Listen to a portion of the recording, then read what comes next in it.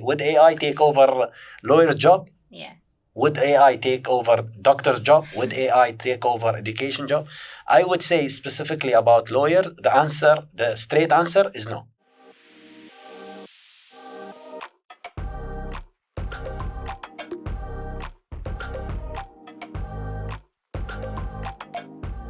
Welcome to another episode of Business Beyond Borders. Today, I'm really excited to have with us Saleh Alobeidli, a lawyer and legal tech entrepreneur based in Dubai, but he's here in Singapore this week. So very excited to have him with us on today's episode. Welcome, Saleh.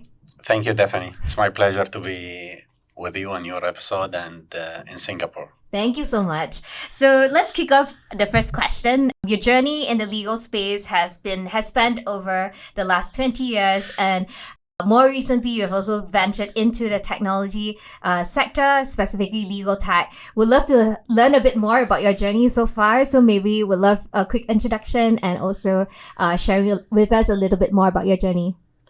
Yeah, thank you very much again. Actually, it's an open question and intro question. However, I ask myself that question from now on because when I look back to the past 20 years, I found myself almost jumping from place to another place every 5 years. So I think if I will try to subtitles those four stages of my career and professional life, after I graduate from the Faculty of Law in the UAE, I joined the government department, Dubai government department, which was the department in charge of the real estate. So I think it was a good starting point because of Dubai government is a very well-organized government and working environment, as well as the sector was the real estate, which I think it's one of the most important sector in Dubai. And nowadays, I think the real estate market of Dubai is one of the most important market around the globe. Most investors around the globe are willing and interested to invest in that market. So this was, I would say, part number one. Part two was when I joined the private practice as a lawyer. So I was also lucky to work with the largest two law firm out of UAE. First was Hadaf & Partners, which is second largest law firm. And then I joined Al-Tamimi & Company, which is the largest law firm in the Middle East, out of DIFC office, Dubai International Financial Center office. During those years, I really practiced as a lawyer. So I was a litigator and senior associate within the wider range of commercial and real estate, both as a litigator and sometime on the transactional side. So this is part two, which has been a great experience to push up my career as a lawyer. Then I decided to leave this beautiful law firm, Al-Tamimi & Company, that many lawyers in the region dreaming to work for. But for some reason, I decided to leave and set up my own firm. Exactly, actually, 10 years ago, out of today, in 2014. Okay. So when I set up the firm, I set it up the firm as a boutique law firm, focusing for the first year at least on absolutely new legal practice that never been existed in the Middle East in the past, which is the sports law practice. I had this passion and I had this desire, I would say, before it was a passion. I had this desire to understand this field and this area. And I think I was blessed to be able to set up the practice. And from there, we were very well known around the region and also globally that we are the sports lawyers in the Middle East or in the UAE, where I have tackled a lot of milestone and achievements within that field. And the last chapter now, number 4. So number 4 is the chapter I'm currently in. And I think that started exactly in 2018. At the time, I was an entrepreneur along with my tech co-founder, and we set up a legal tech startup called CaseEngine. Okay. And from that moment, we are, or myself personally, going deeper and deeper within this world of technology startups and technology, and here we are in Singapore. Oh, so exciting. And maybe we'll just rewind time a bit to the time when you started in the Dubai Land Department, doing a little bit, your first chapter, right? Very old chapter, this one. So that gave you a lot of exposure to real estate law. How did that experience and chapter kind of influence your later work in sports commercial law and also now in the legal tech space? Yeah. As I said, real estate is a very important sector in Dubai, very much evolving sector. Yeah. I joined the private practice actually before or after the 2008 crisis. So I have seen the down of the real estate market, but I've seen how Dubai managed to come back even stronger. Yeah. So definitely being member of the government department that was governing the real estate sector has given me edge over two aspects. One side to be expert in the field, knowing the regulation, knowing the practicality of those regulations, all the issues around, as well as having the right contact. So from that moment, even during my time in the private practice, I was leveraging and utilizing all of this, I would say, advantages that I got from the time I was at the government department till actually today, till throughout our boutique firm. Real estate practice is an important pillar in our firm. And I think in some of our conversations before, you have also mentioned that UAE is quite a unique setup in the sense that that even though you might be a lawyer specialized in a particular field, you can also you have to touch on different areas of law. Yeah. Maybe could you share a little bit more about that and the unique part about practicing in the UAE region? Yeah, actually, UAE is a melting pot. So whatever you practice in the UAE, you could have some supporting background because it's a place where we have over 200 nationalities. So imagine the whole world in one city. Yeah. So we've got like common law lawyers with common law background, civil law background, Arab background, or Middle East if we call it, Eastern European, all parts of the world. The Asian, of course, are well also established there. Yeah. So the Middle East culture actually, which is not necessarily right, lawyers used to do and work on every single field of law, which is not necessarily correct. I personally don't think it's correct, but this is how the situation was, and even to some extent still with many practitioners. For me, I think if I get the point right, I was trying to specialize in a specific area, but I found myself after establishing well in a specific area, building an interesting profile, I found myself moving and opening up a new chapter. And Dubai is a city of opportunities. So if you don't restrict yourself in a certain field or area, you always can have the opportunity to also establish yourself in a different area and scale from there. And if we fast forward to your third chapter, which is in establishing your own legal practice and then specially selecting sports law as the area of focus, you have built quite an impressive portfolio within this area over the past 10 years. In your view and opinion, how do the international disputes within sports law kind of differ from other types of commercial arbitration or litigation cases that you might have worked on previously? Okay. Yeah, you touch on a special subject which has a special place in my heart.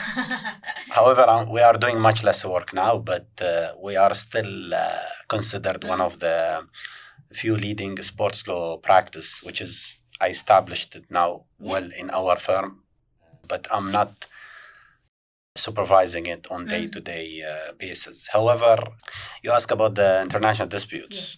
So sports, I don't want to go into very much details and lecture about sports law, but sports, it's absolutely completely a different world. If you remember the previous president of FIFA, Sepp Blatter, used to say, the football federations, we are one family. Yeah. So today, most of the disputes happening in any sectors, mostly either decided by state courts Okay. or arbitration institutes. Okay. Sports, no. Mm. Sports, all the disputes in sports, either decided by a specific judicial body within the sports local or national federations, Yeah. or on the international federations level. Mm. And sometimes it gets appealed up to a highest level, which is Court of Arbitration for Sports, that is based in Lausanne. Mm.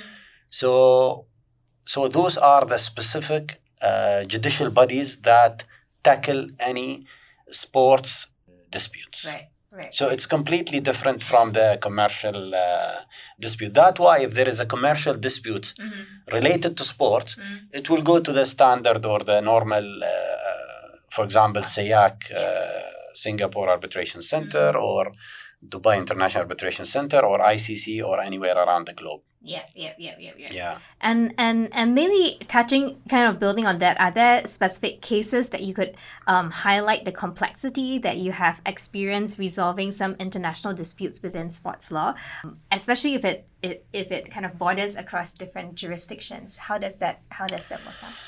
Yeah.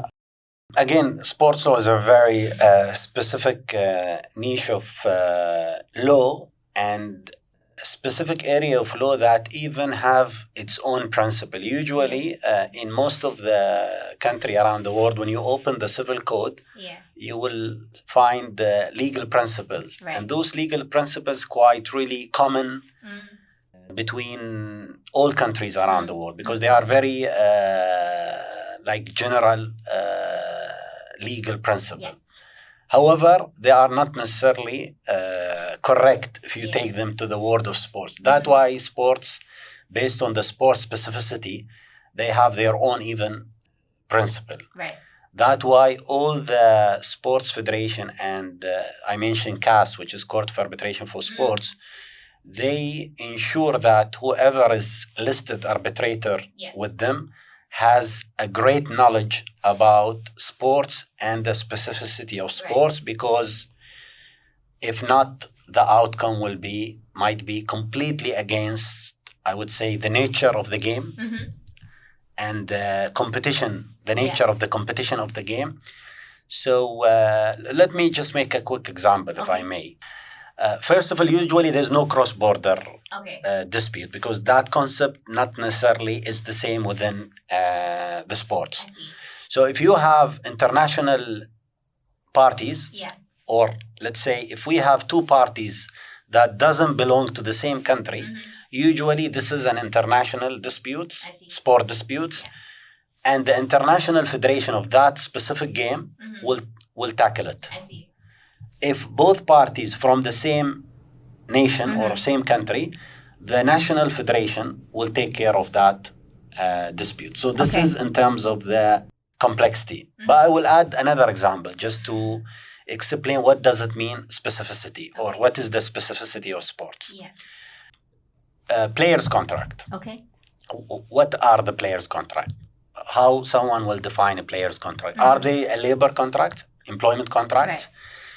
I mean, despite what is the answer, or regardless what is the answer, there are several restrictions that if you take them to the normal world of laborers and employee and employers, it won't make sense, or it won't be fair.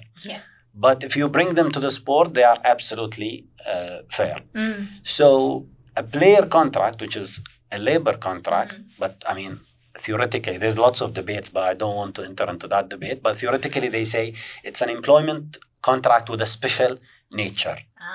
But regardless of the theoretical part of it, for players' contract, unlike labor contract, you are and the parties are only allowed to sign that specific contract during a specific time of the year, during 2 times.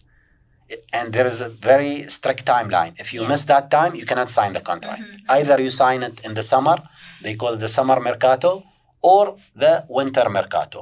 Okay. Why? Because there is a league going on Right. during the year. Yeah. So once the league starts, each club should be fixed.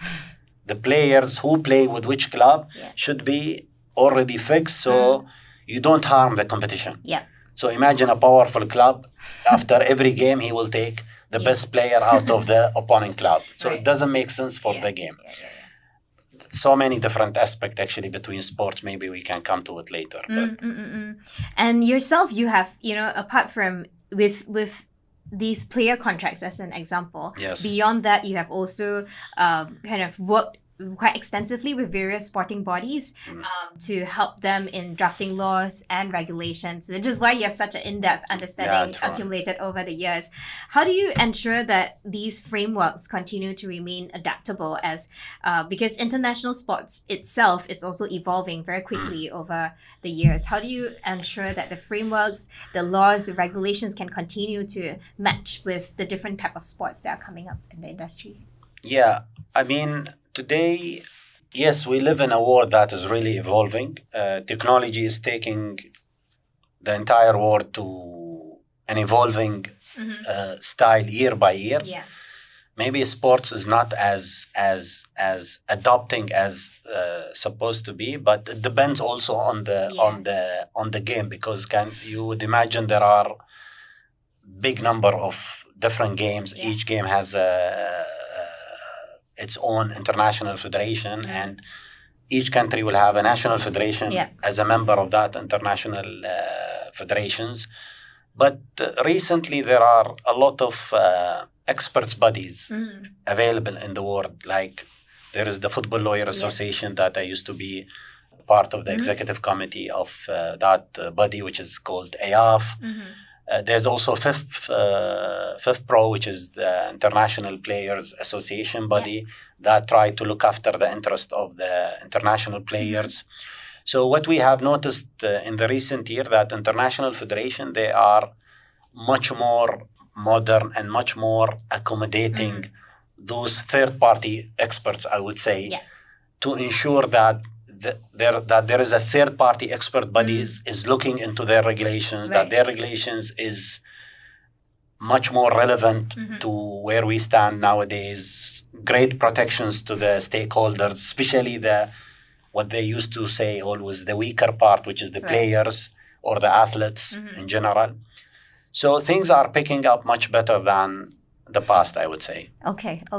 And you touch on, the last point that you touched on was quite interesting, which is that now in the past there might not have been so much focus on player rights, which now increasingly there are more and more of such a focus in the world that we're living in today. There are also more focus on how contracts and compliance should actually be regulated and also enforced. How has, in your view, how has your work with athletes changed over the past decade or so, and what trends do you foresee coming up in player-related legal disputes? Yes, athletes and players are the main part of any game. Yes. So you've got club on one side and you've got the player on one side, and of course you've got the federation as the umbrella.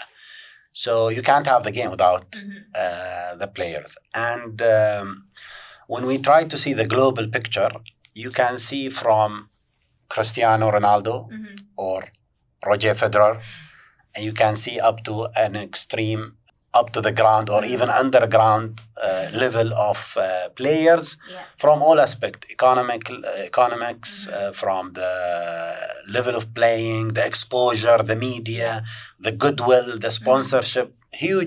Can be huge difference between someone at the top and someone at the bottom. So usually the regulation should cater to everybody, or at least the weaker part. So from a regulation point of view, or at least from the international level of federation regulation point of view, we notice there is a great protection towards the players.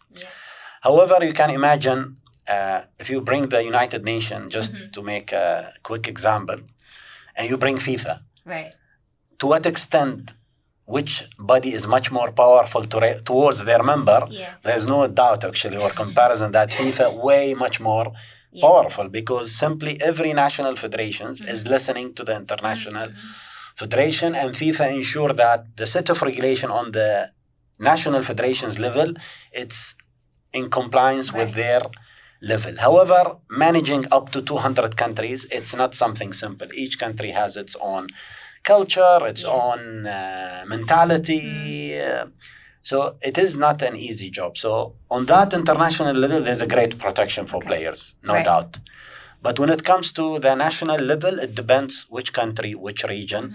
So you can see there is difference between region to another region. We've been always advocating that each region should have an independent body representing the players, run by professional who can really take care of the player rights. And today the world is really evolving. And the smart player who surround himself with the right people, the right advisors.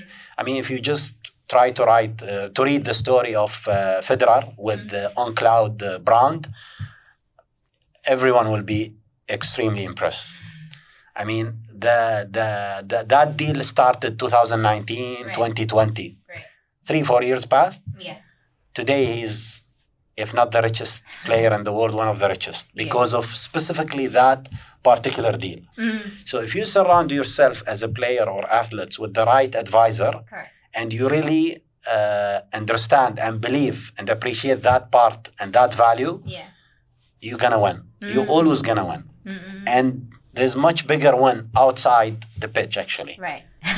That's why those players who reach almost retirement level or even post-retirement, they are still generating revenue because they became brands. They became, each of them has a strong goodwill that brands around the world, they would love to have their brands associated with. And coming back to your personal chapter, I have two quick questions, which is around 10 years ago today, what made you decide to start your own practice, specifically focusing on sports law? And then fast forward to today, and maybe I would say 2018 was when you started looking into the technology space. What made you decide to venture into, what do you see in legal tech at that point in time to start? I think I'm someone who likes troubling himself. This is one of the reality. But the other reality, I think, I'm someone who's fueled by passion. So if I'm passionate, I don't count the working hours. I don't really get affected how challenging to achieve certain thing.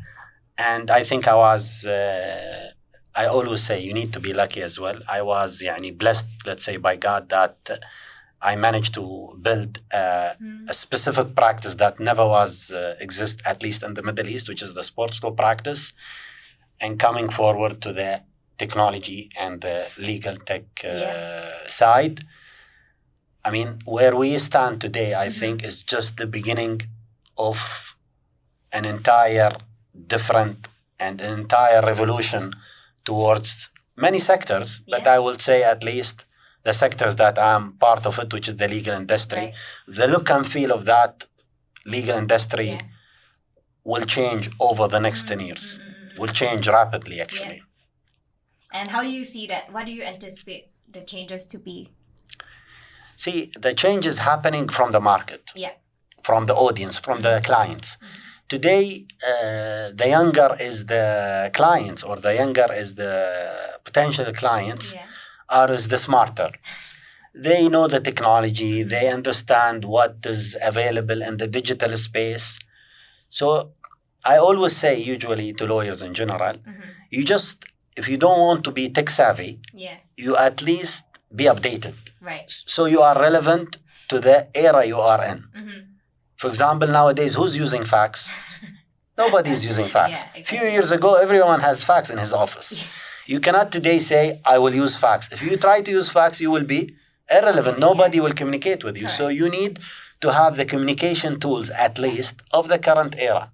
Otherwise, you don't speak to the people that lives in nowadays. And was that what inspired you to start Case Engine? Okay, this was actually, this is the chapter that I'm still in, and I think I will remain. I won't bring a new chapter The reason is that this chapter, which is technology, it's evolving. Yes. Like every year we have something new. Correct. And we need to keep, we need to stay flexible. We Mhm. need to keep changing. Yeah. We need to keep adopting. Yeah. So the practice of lawyers, at least back in the region in the Middle Mhm. East, I would say before COVID was manual driven. Mm. I mean, with many still manual driven. Yeah. And the tech one was the one who has servers using Excel sheet. That was considered advanced. And actually, in Dubai and the wider UAE, if we will look at the courts, the courts went far ahead adopting technology Right.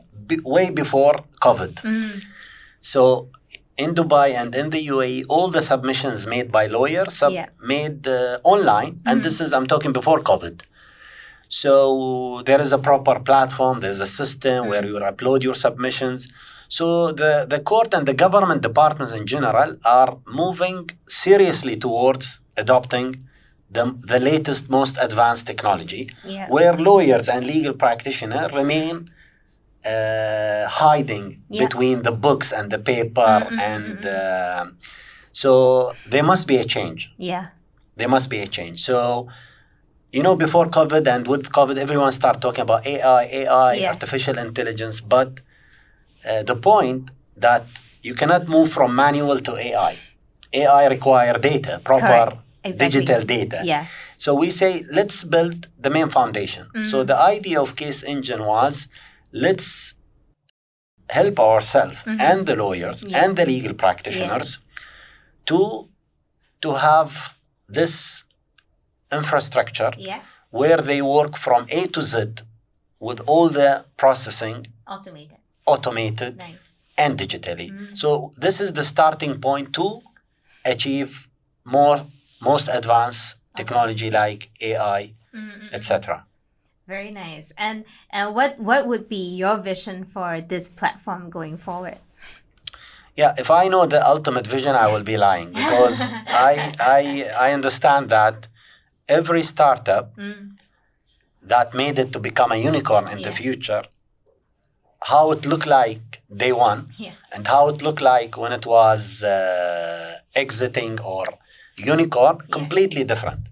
Completely different. So Case Engine, our legal tech practice management software, started as a practice management software. And the tech team we have is continuously adding new features, amending, fixing, receiving the feedback of the clients, adding things, because this is the new technology. What is the difference between new technology and old technology? The old, you buy the technology.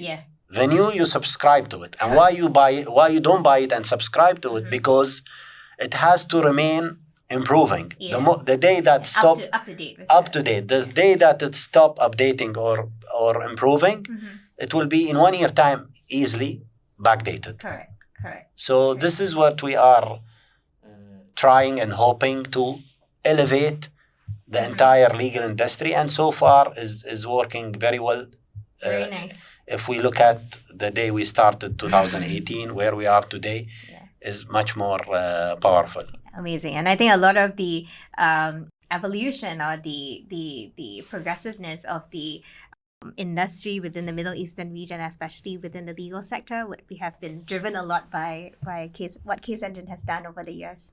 Yeah, I mean, everyone tried to copy others, so which is a good thing, actually. It's not wrong to try copy the main idea and then you elevate it by your own style.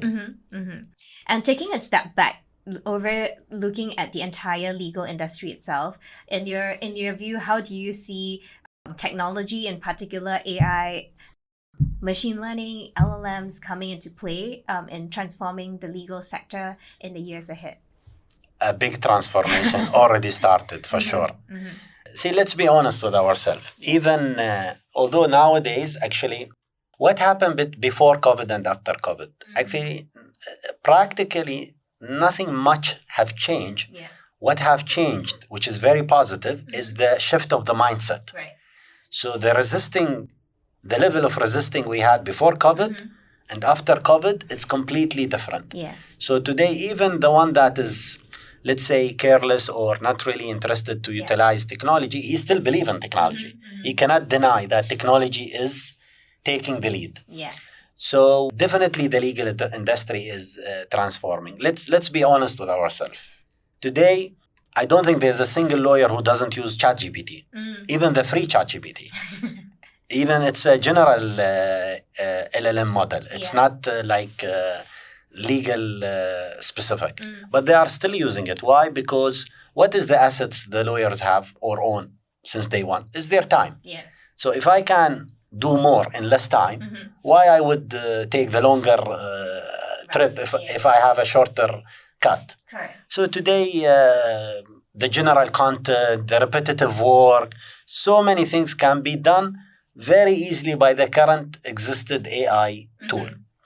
But if we go more specific, as we understand, since 2010, when Uber and all the giant tech startup have started till today, which is not, the power they brought, someone might think it's been 100 years. Right. It's just 2010, where the starting point. So today, every day, there is a new legal tech startup. Right. So with this number of startups, all of them in a mission to disrupt the industry. Yeah. I would say on a positive way. And I always tell lawyers, despite you don't need to argue negative or positive. If the disruption happening, you just need to position yourself on the right position. You should go with the wave so you are always ahead than the rest of your colleagues. Yeah. So today we have a lot of startups, especially after the evolving of the Gen AI, which is after COVID, I would say it becomes more flourished after ChatGPT become very popular. We see hundreds of tech startups, legal tech startups focusing on area related to generative AI, whether contract management, contract creation, legal issues analysis, judgment prediction. It will not go back. It will continue evolve. And as you know, AI, the more you are fueling the tool, the more you are allowing the tool to learn, the better becomes. Correct. So, and we get impressed with the result, not every 10 years from now on. Every few months, the result change rapidly. Yeah. So we're going to see a different look and feel of the legal industry. And maybe wrapping up today's conversation, I have two final questions. The first is, what advice do you have for people within lawyers, legal professionals who are thinking about the adoption of technology? How should they think about that? And then the final question would be, any advice for legal professionals looking to expand within either legal tech or international arbitration within the Middle Eastern region? Yeah. A few years ago, I was attending a seminar and back in Dubai. And the founder of Al-Tamimi and Company, Mr. Isam Al-Tamimi, was there. And he gave a keynote speech. Yeah. Although he's not a technologist, however, he's a leadership. And he believed what technology might bring. So he made a very interesting statement. He said that the children of today, it's our future clients. Yeah. So we need to understand the mentality of those children to be able to capture them in the future. Right. All of them are tech savvies by nature. Yeah. Even they don't see themselves as tech savvy as we think they are, because this is the bread and butter of those younger kids or guys. So number one, I would advise any lawyer, any legal practitioner, you need to update yourself. Stay updated with every technology tool that can help you. Look at it. Don't be afraid. Don't be resist. Look at it, even if you don't understand at the beginning, because what is happening nowadays, you need to digest it. Yeah. Because people, if you don't believe, you cannot just pick it up like this. Correct. You need to digest it. So be open-minded. Try to adopt the technology. You will be in much better position where you stand today from your profession. So we always assure them, AI, everyone say, would AI take over lawyer's job? Yeah. Would AI take over doctor's job? Would AI take over education job? I would say specifically about lawyer, the straight answer is no. However, you need to be empowered because not the future, even the current market becomes very much demanding. If you don't use those tools, you won't be able to cater them. And actually, even the younger law firm or the smaller the law firm or the younger are the lawyers, even is more advantage because today with AI, a smaller number of lawyers can do much bigger work that in the past you need an arm of lawyers to handle it.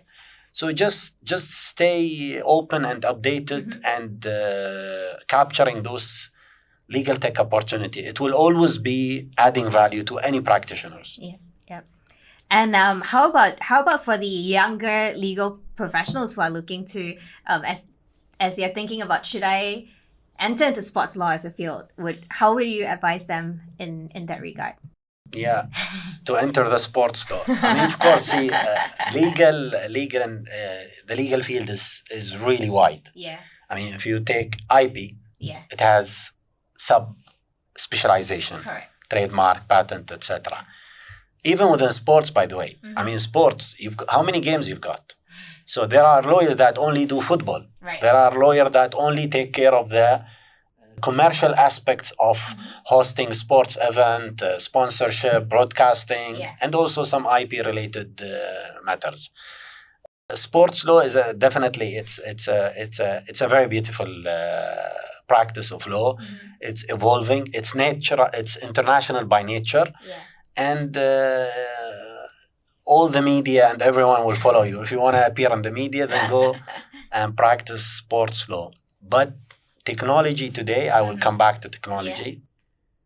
Despite which field of law, actually despite which career you are in, today you need to have at least the basic technology knowledge. So today you need to understand that LLM doesn't refer to master degree that every lawyers know. LLM, if we speak today, it refers to large language model, an example of ChatGPT. So he should make his mind after exploring most of which LLM he wants to be labeled as.